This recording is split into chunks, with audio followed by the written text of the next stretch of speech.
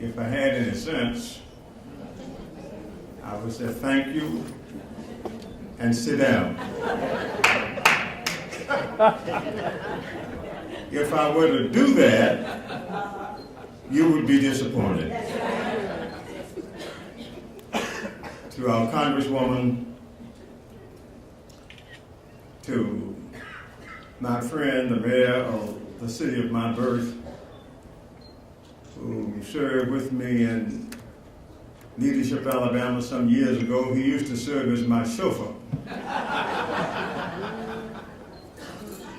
To Mayor Ford, my friend and my neighbor, one who helped me get elected as one of the first black elected to the Alabama legislature.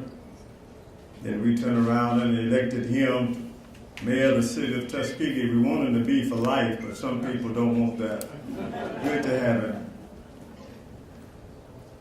To the CEO and other officials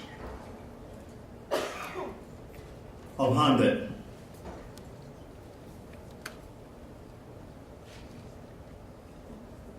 to those of you who are members of the judiciary, other honorees, my brothers and sisters,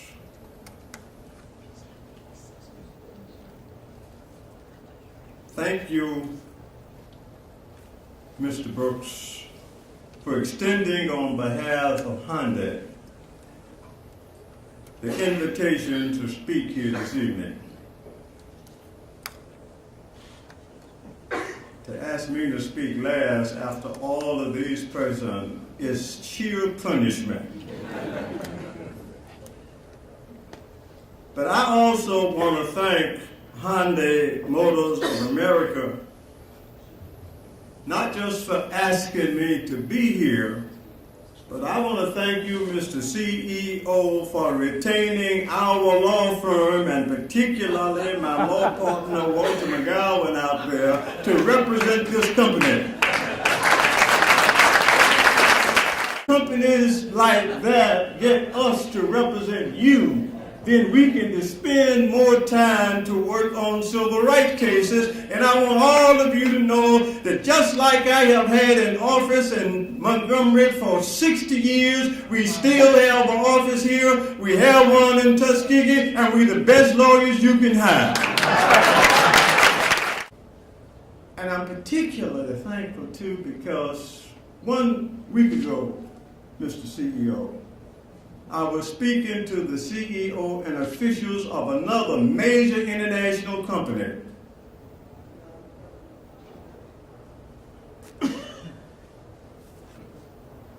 The Boeing Company in Charleston, South Carolina.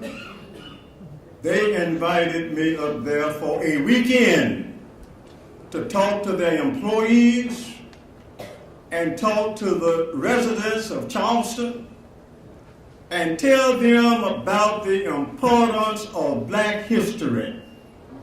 That's a far cry from what happened 60 years ago when I started practicing law. But to have these major companies recognize the importance of recognizing the contributions that everybody has made, I think that's very important. And it's because of that commitment that I have been able, with a lot of help along the way, to represent people of color, particularly in this area of our state and across the state, and indirectly across the nation. Many people entered the civil rights movement for various and sundry reasons. Fred Gray entered it because he saw a problem that needed to be solved, and I was willing to make a step. Didn't know whether I was going to do it or not, but we have. And I want to thank the people of this city. Because in my opinion, there would not have been a Selma. And I know a little something about Selma because my first case that I had was in December of 1955. Wesley Jones, a person who was an airman at Craig Air Force Base who had a little altercation with a person at a traffic light and found out himself being locked up. And even though he didn't say anything or do anything, I knew then that Selma was going to be a hot spot. And Ms. Boynton was right there, and they helped us every time we went over there. But I want to thank the NAACP, Madam Chair, because E.D. Nixon, who was Mr. Civil Rights here, who is a personal friend of ours, who instilled in me to become a lawyer because he was trying to find lawyers and couldn't find them. And if you get a copy of Bus Ride to Justice, you'll see in there a picture, and there's a picture of E.D. Nixon in it, and there's a picture of Adam Clayton Powell, the first black congressman. He invited him to come to Montgomery in October of 1954, a year before the bus boycott. So the Montgomery bus boycott didn't happen. It took a lot of work to do it, and we talked about these ladies, and Joanne Robinson, who was a teacher at Alabama State, Madam President. It was she and Fred Gray in her living room who sat down and made the plans for the Montgomery bus boycott.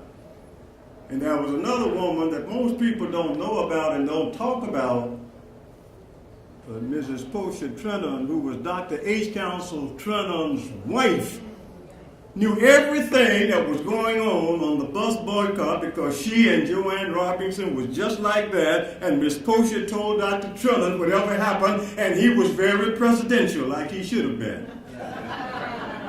But I want you to know that women played a major role in the civil rights movement. While I had the privilege of, and Joanne, it was Joanne's idea, whether people know it or not, and most some don't know it, but it was Joanne Robinson who suggested that Martin Luther King be the spokesman for the movement. And as we made the plans and set it all out, and as it came into fruition, there was another. You now have heard about Claudette Colvin, but I talked about Claudette Colvin ever since March the 2nd, 1955. The 15-year-old girl who did the same thing Miss Park did, but did a long time before. I mentioned this to let you know that this 15-year-old girl gave us moral courage. She gave the moral courage to Joanne Robinson, to E.D. Nixon, who her parents called to get me to represent her. She gave the moral courage to Rosa Parks, and she sometimes would even sit in her classes. So it was these women, but for Claudette Colvin, if she hadn't given us the inspiration, there may never have been a Mrs. Rosa Parks as we knew her to be. If Claudette Colvin had not done what she did on March 2nd, 1955, Mrs. Parks may very well not have done what she did on December 1st, 1955. And I had talked with her for a whole year, and had lunch with her the day of her arrest. And if she had not been arrested, she would not have been tried on the 5th of December. There would have been no mass meeting at Hope Street Baptist Church. Dr. Martin Luther King would not have been introduced to the community and the world on that day. And the whole history of the civil rights movement would have been different but for one 15-year-old girl, Claudette Colvin. Now, I've taken the time to let you know that as a result of the fact that 40,000 black people in Montgomery decided that they were going to stay off of the buses, that gave the moral courage to other people around the world to say if those black folks in Montgomery could do it in order to solve the bus problems, then we can do it to solve whatever our problems are. So you had the students up at A&T who started the sit-in demonstration. You had CORE being formed, and you had SNCC being formed, and you had them coming in and working over in Selma, and you had the Selma to Montgomery March. All of these came about because of what happened in Montgomery. So as we celebrate today, let us remember that we will be celebrating this year the 60th anniversary of the Montgomery bus boycott. We celebrate the 50th anniversary of the Selma to Montgomery March. We also celebrate, and most people don't realize it, but we celebrate the 50th anniversary of the lawsuit Hosea Williams, John Lewis, Mrs. Borington versus Governor Wallace. And that suit didn't just file. And I'm going to take the time to do that, and then I'm going to stop. But I think it's important because there's so much misunderstanding on certain things. But you know, when they crossed Pettis Bridge and were beaten back, I was at home in Montgomery at my house at 2722 West Edgemont out in Mobile Heights. I got a call from Hosea Williams. I knew all three of them because 10 years has been going on during the movement now. And I had represented them, or they had been connected with getting me to represent people that they wanted me to represent over that period of time. And when they were beaten back, they called me and said, "Lawyer, we think we have a right to do what we were doing. But we were beaten back, and we don't want to be beaten back again." And they asked me to come to Selma and talk to them and see if I couldn't do something to be sure they wouldn't get beaten again. Got in my car, went to Selma after all of what had taken place, and I knew it was full of law enforcement people. Talked to them, they retained me. I came back to Montgomery that night, woke up my legal folks, woke up my clerical folks. We worked all night, Sunday night. We worked all day, Monday morning the 8th, and before 5 o'clock, we had filed in the United States District Court for the Middle District of Alabama the lawsuit that I just told you about, asking the court to declare that they had a right to march and compelling the state of Alabama to protect them as they march.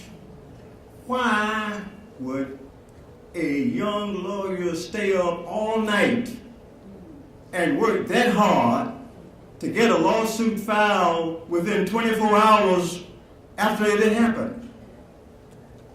I recognize, and all of us recognize, the importance of what was going on. And we knew that if they didn't have some protection, someone would have been killed out there. And that person may very well have been Dr. King or anybody else. But we filed the lawsuit, and I was very glad when I filed it. But then, Judge Ford, the next morning I get a call from the Judge Johnson's office. And anytime you just file a lawsuit and get a call from a judge's office, you might be in trouble. They told me that the judge wanted to talk to me about the lawsuit that I had filed the next day. This is on Tuesday now. I go to Judge Johnson's office. He looks over his glass and said, "Mr. Gray, you filed a lawsuit in here yesterday.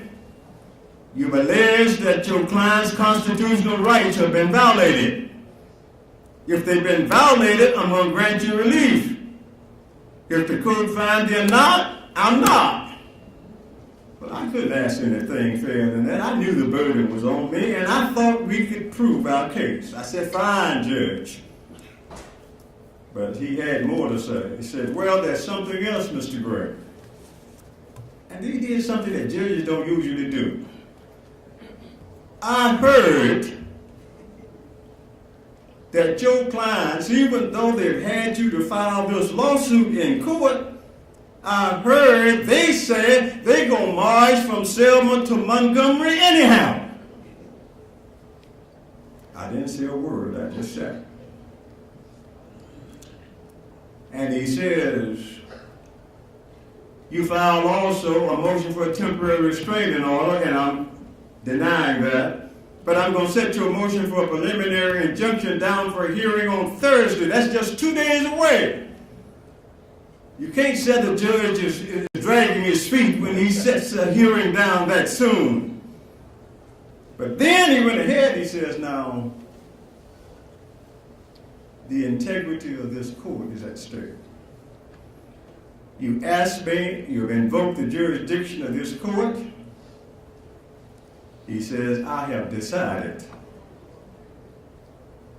that I'm going to issue a temporary, I'm going to file a temporary restraining order restraining your clients from marching from Selma to Montgomery until the court hears this case. I then tried to tell the judge that he don't quite understand the people in the movement. Sometimes they think a little different than others. He then looked over his glasses and said, Mr. Gray, control your clients and you're dismissed. That put a lot of pressure on me. I have known Dr. King now for 10 years. Worked with him on a day-to-day basis in connection with the Montgomery boys boycott.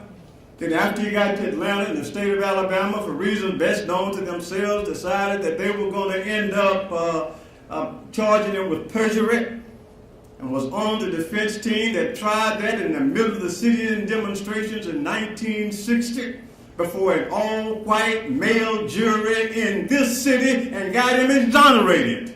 So he know I had his interests at heart. I now must go and find Dr. King, because I didn't call him Dr. King, I called him Martin. I found him in Selma, and I told him, I said, Martin, I didn't talk to nobody but him. I said, I just left Judge Johnson's office. And he gave me a copy of a temporary restraining order. And this is the most important case that we've had during this whole civil rights activities. I need a commitment from you that you will not violate Judge Johnson's order. He said, but now, Fred, I've got all these thousands of folks here now. They got to march. I said, Martin, they didn't tell you not to march. But what he did tell you is don't try marching from Selma to Montgomery. And all I need from you, and I don't have a lot of time because I have a case to get ready to try in 2 days. I want your commitment that you're not going to violate Judge Johnson's order. You know what? I got that commitment. When I got it, I said, now, I don't know how you're going to do it, but I know one thing, you're going to do the right thing. I went back to Montgomery. So when you see in the movie Selma, and the actor played a good part of me, and I appreciate that. I just didn't give him enough. But when you see those officers at what they now call Turnaround Tuesday, they didn't just leave because of the goodness of their heart. They knew that that lawsuit had been filed the day before, and they knew that a hearing was going to be held on Thursday, and they knew whatever happened out there that day was going to be testified to on Thursday, would have helped out cases. They didn't want to do that. And I know why Dr. King turned around. Dr. King turned around because he had a respect for the rule of law and had given me his word that he wasn't going to violate the judge's order. And so he went up to that point and turned around and went on back to the church. Now you know the rest of the story.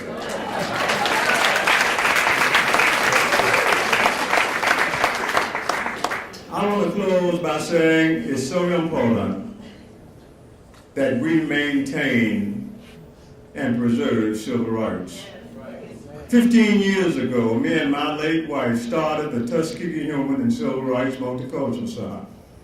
It has developed into one of the best small museums in the country.